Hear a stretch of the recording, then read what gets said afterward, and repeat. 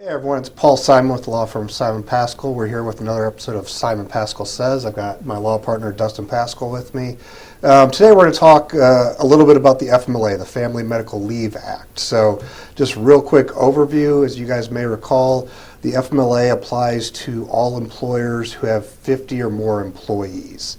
That means that the law actually applies to them. Whether or not they have to give FMLA leave is dependent on other factors. So whether or not that you have those 50 employees within a 75-mile radius. So if you have a number of different locations, for us in Texas, I always use the example of Dallas, Austin, Houston. If we had 10 employees up here in Dallas, 10 in Austin, 40 in Houston, we're under that 50 employee threshold in the 75-mile radius, so none of our employees would be able to are eligible for FMLA.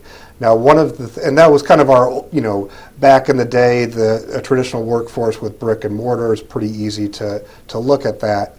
Now that we've got a lot more employees remote, it's got a little bit of a different wrinkles, and I guess Dustin kind of walk us through that. Yeah, I think a lot of employers get confused about that. They kind of consider each employee's remote location as like a facility, so to speak. And so they say, well, there's no one within 75 miles of that. But that's not really how it works. When we're talking about remote employees, the way they determine where an employee is housed for purposes of FMLA eligibility is where the employee's work generates from and kind of where they report into.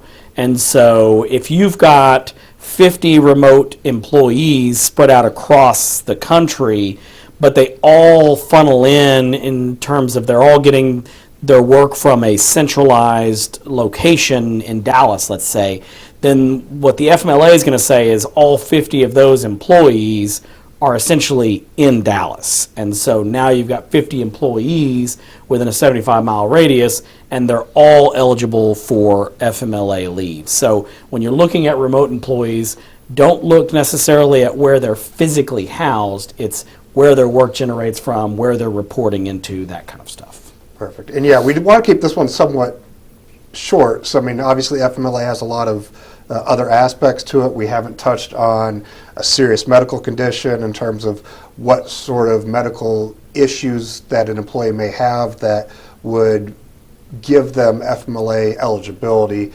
So please check our other videos to kind of dive into that issue. But we hope you tune in next time for another episode of Simon Pascal Says.